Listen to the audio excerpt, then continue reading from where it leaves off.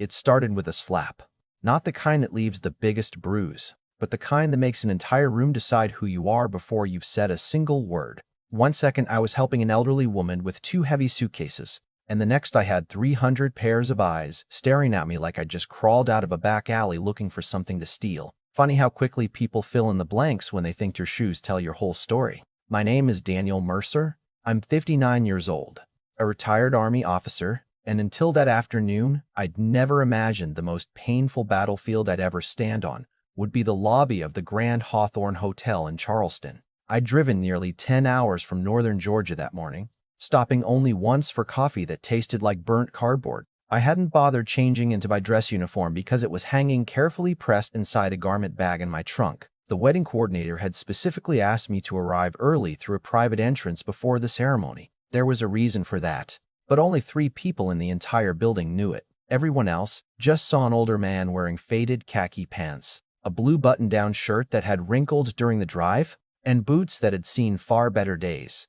The lobby looked like something out of a magazine. White roses climbed marble columns. Crystal chandeliers reflected across polished floors. Servers floated through the crowd carrying silver trays filled with champagne, and every guest seemed to be wearing clothing that probably cost more than my pickup truck. I remember thinking how strange it was that people smiled so easily when they knew everyone around them was judging everyone else. I was waiting near the side entrance when I noticed an elderly woman struggling with 2 oversized suitcases. She looked embarrassed, glancing around for help that never came because every hotel employee had been pulled into the ballroom preparing for the wedding. I walked over and smiled. "Need a hand, ma'am?" She looked relieved enough to almost cry. "Would you mind? My knees aren't what they used to be." I carried both bags toward the registration desk, figuring it would take maybe 30 seconds before someone from the hotel took over. Instead, I heard heels clicking across the marble floor behind me. Fast, angry, deliberate. "Excuse me." The voice cracked through the lobby like breaking glass. Before I could even turn around, a sharp sting exploded across my cheek. My head snapped sideways. One suitcase slipped from my hand and landed with a heavy thud. The room went completely silent. Standing in front of me was a woman I'd never met, maybe early 60s, perfectly styled blonde hair, cream designer dress, enough diamonds around her neck to pay off someone's mortgage. Her expression wasn't angry because she thought I'd done something wrong. It was worse than that. She looked disgusted. "What exactly do you think you're doing with those bags?" she demanded loud enough for everyone nearby to hear. "You people have gotten awfully bold these days." I blinked once, more surprised and hurt. "Ma'am, I was only helping." She cut me off with a laugh that wasn't really a laugh. It was the kind of sound people make when they want everyone around them to know they think they're better than somebody else. "Helping?" she repeated.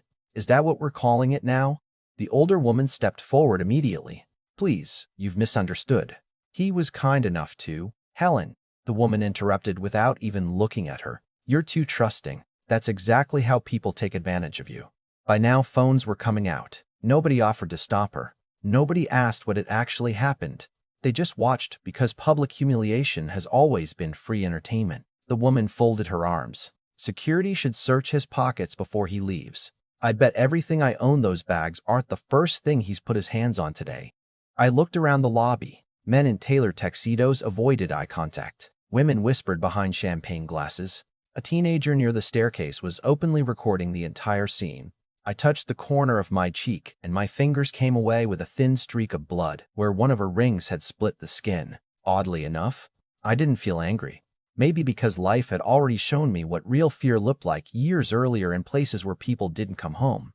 Compared to that, this was just another test of character. I picked the suitcase back up and gently placed it beside the elderly woman's feet. "I think your bags are safe now," I told her with a smile.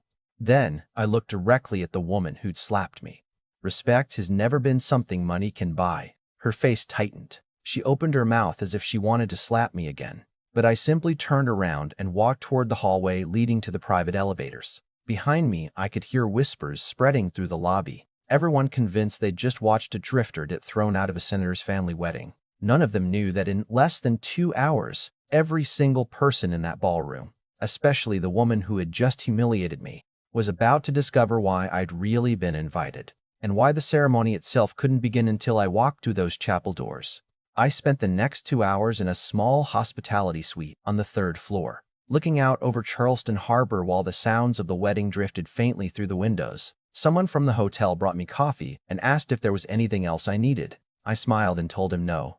He had no idea I'd just been accused of stealing downstairs.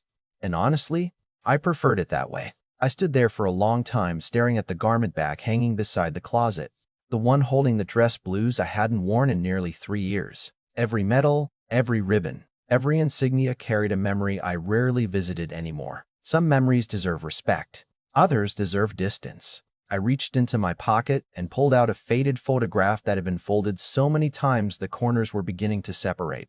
It showed a young woman laughing into the wind outside Fort Campbell nearly 30 years earlier. Emily. Some people spend their lives wondering what their greatest mistake was. I never had to wonder. I knew mine by name. Back then, I was a young captain who believed duty always came before tomorrow. Emily believed in tomorrow. She wanted a family, a quiet life, a little house somewhere with a porch where we'd grow old together.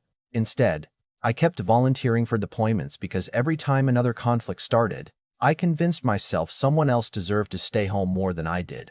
By the time I finally understood what those decisions had cost me, she was already gone.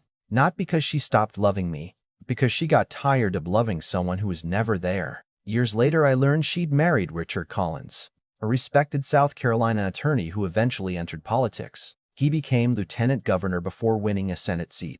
Emily never contacted me again. The one letter arrived nearly 26 years ago. It wasn't written by her. It was written by Richard. I'd opened it expecting anger, maybe even a warning to stay away. Instead, it simply read, "There are things you deserve to know, but not yet. When the time is right, I will call." I didn't hear from him again until 6 months before the wedding. By then, Emily had been gone almost 8 years after losing her battle with pancreatic cancer. Richard asked if we could meet privately. We sat in a small diner halfway between Columbia and Augusta, where nobody recognized him without television cameras. He looked older than I remembered, exhausted in a way sleep could never fix.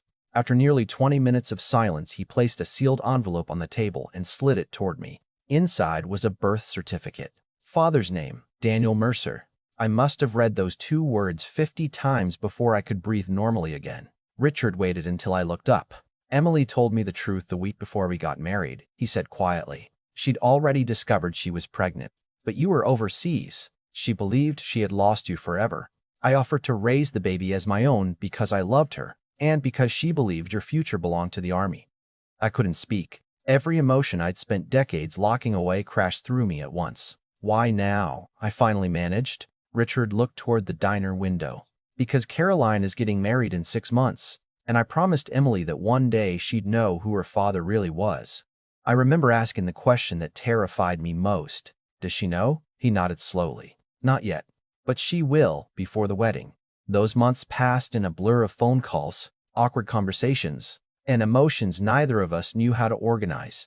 Caroline wasn't angry. If anything, she seemed curious. She asked about my military career, my childhood, the Veterans Foundation I'd started after retiring, the scholarships we'd funded for military families, the men I'd lost overseas whose names I still remembered every Memorial Day. She laughed exactly like her mother. Sometimes she'd tilt her head while listening, and for a split second I'd see Emily standing there instead. We never tried forcing 25 missing years into a handful of conversations.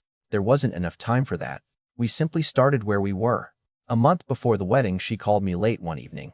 "Can I ask you something? Anything?" There was a long pause. "Would you? Would you be willing to walk me down the aisle?" I closed my eyes because there are moments when life gives you something so beautiful it almost hurts to accept it. "Only if that's what you truly want." She laughed softly. "It's exactly what I want." Richard had suggested we keep everything private until the ceremony. He wanted the announcement to happen in front of family because he believed secrets that shaped people's lives deserved witnesses when they finally ended. Looking back now, I think he also wanted one last chance to honor the promise he'd made to Emily. Around 4 that afternoon, someone knocked on my suite door. Richard stepped inside wearing his tuxedo, looking every bit the distinguished senator the cameras loved. For a few seconds, neither of us spoke. Then he walked over and held out his hand. Instead of shaking it, I hugged him. "Thank you," I whispered. "No," he answered. "Sound. Thank you for saying yes." We changed in silence. As I buttoned my dress blues, I caught my reflection in the mirror. Same face. Older, more lines, more gray hair. but somehow lighter than I'd felt in years.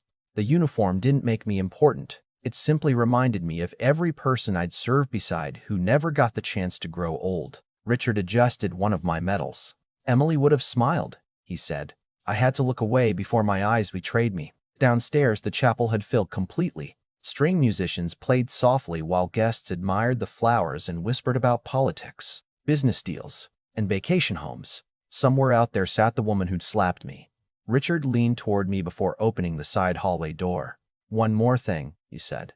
"Vivian has no idea who you are." I chuckled quietly. She already decided that for herself. Exactly. The ceremony began right on schedule. Caroline appeared at the back of the aisle wearing a simple satin gown that somehow outshined every decoration in the room. Richard took her arm, and together they walked toward the altar. Guests stood, cameras flashed. Vivian smiled proudly from the front pew, as if the afternoon embarrassment in the lobby had never happened. The minister welcomed everyone and invited Richard to give his traditional remarks before presenting the bride. Instead of stepping aside, Richard walked to the microphone. The room settled into complete silence. He looked first at Caroline, then across the hundreds of faces filling the chapel. "Before this ceremony continues," he began, "there is a truth our family has carried for 25 years. Confused murmurs rippled through the audience. Vivian frowned. Richard continued calmly. "The privilege of walking my daughter down this aisle belongs to someone else. Someone who sacrificed more than most of us can imagine. Someone who never stopped loving a child he didn't know he still had." A massive screen behind the altar slowly came to life. The first image appeared, a young army captain standing beside a smiling woman outside a military base nearly 3 decades earlier. Gasps spread through the chapel. Then another photograph appeared, then another. Finally, the caption filled the screen. "Captain Daniel Mercer, United States Army, founder, Mercer Veterans Initiative." At that exact moment, the side doors opened behind the congregation. Hundreds of heads turned at once. The same man they had dismissed as a thief only 2 hours earlier now stepped into the chapel wearing immaculate army dress blues, medals catching the afternoon light. Every footstep echoing through a room where nobody could remember how to breathe. Vivian's smile disappeared before I had taken my third step toward the aisle. Vivian didn't gasp. She didn't scream. She didn't faint the way people do in movies. What happened was somehow more powerful. She simply froze. Her shoulders stiffened, the confidence drained from her face, and for the first time since I'd met her that afternoon, she looked like someone who had absolutely no idea what to do next. Funny thing about pride, it always seems invincible until reality walks through the door wearing a different suit than expected. I kept my eyes on Caroline as I walked down the aisle because this moment had never been about proving anyone wrong. It wasn't about revenge, either. If I'd spent 25 years waiting for an opportunity to embarrass one wealthy woman in a hotel lobby, I'd have wasted a pretty good life. This was about getting back something I never even knew I'd lost. Richard stepped away from Caroline and met me halfway. For a second, the room disappeared. Cameras stopped clicking. Whispering faded into silence. It was just two fathers standing face to face, connected by one remarkable young woman. He reached out and squeezed my shoulder. "Thank you for trusting me," he said quietly enough that only I could hear. I smiled. "Thank you for raising her." Those 7 words carried more respect than either of us could have fit into a speech. People often ask me afterward if I hated Richard for keeping the truth hidden. The answer surprises them. No, because love isn't measured by biology. He changed diapers, sat through fevers, taught her how to ride a bicycle, scared away teenage boys, helped with homework, celebrated birthdays, cried at graduations. Those memories belonged to him, and nothing that happened that afternoon could ever take them away. He wasn't losing a daughter. He was sharing her. Caroline slipped her arm through mine, and for the first time since we'd met, it felt completely natural. "Ready, Dad?" she whispered.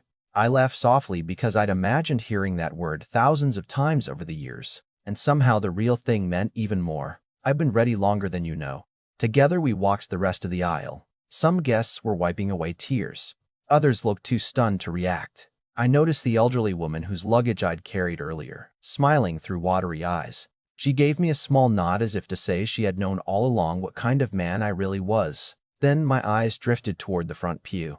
Vivian was gone. Someone later told me she'd quietly slipped out through a side exit before the vows even began. She didn't apologize. She didn't send flowers. She didn't write a letter. A few weeks later, though, I received something unexpected, an envelope with no return address. Inside was a single handwritten note. It read, "I spent my whole life believing appearances protected me from making mistakes. Thank you for showing me how wrong I was. I am deeply sorry." There was no signature, but there didn't need to be one. I folded the letter and placed it inside the same box where I keep Emily's photograph. Not because forgiveness erases what happened, but because carrying anger gets heavy after a while, and I'd already spent enough years carrying things I couldn't change. Life settled into something wonderfully ordinary after the wedding. Caroline and her husband visit whenever they can. Richard still calls every Sunday afternoon, usually pretending he has a legal question, when we both know he just wants to check in. We tease each other about football, argue over barbecue recipes, and every Memorial Day the three of us visit Emily's grave together. It isn't the family story any of us expected, but maybe the best stories never are. Looking back, I sometimes wonder what would have happened if I had shouted back in that hotel lobby. If I'd flashed my military identification, demanded respect, or announced who I was before anyone had the chance to judge me, maybe people would have apologized sooner. Maybe Vivian would have treated me differently. But then everyone would have learned the wrong lesson. Respect shouldn't depend on uniforms, job titles, bank accounts, or family names. If someone deserved kindness only after you discover they're important, then maybe you never respected people at all. Only status. And that's the part of this story that still starts arguments whenever I tell it. Some friends insist Vivian deserved public humiliation after what she did. Others think her private apology was enough. Personally, I think consequences come in many forms. Sometimes losing the version of yourself you believed in is punishment enough. So, now I'd like to hear from you. If you had been standing in that hotel lobby that afternoon, would you have stepped in before anyone knew who I really was? Or would you have stayed silent like everyone else? And after everything Vivian did, would you have accepted her apology? Or would you have walked away without looking back? Let me know your thoughts in the comments, because conversations like this remind us that character isn't revealed during easy moments. It's revealed in the few seconds when we decide how to treat someone who appears to have nothing to offer us. If this story made you think, touched you, or reminded you of someone you've met along the way, don't forget to like the video, subscribe to the channel, and share it with someone who still believes the way we treat strangers says more about us than anything money could ever buy.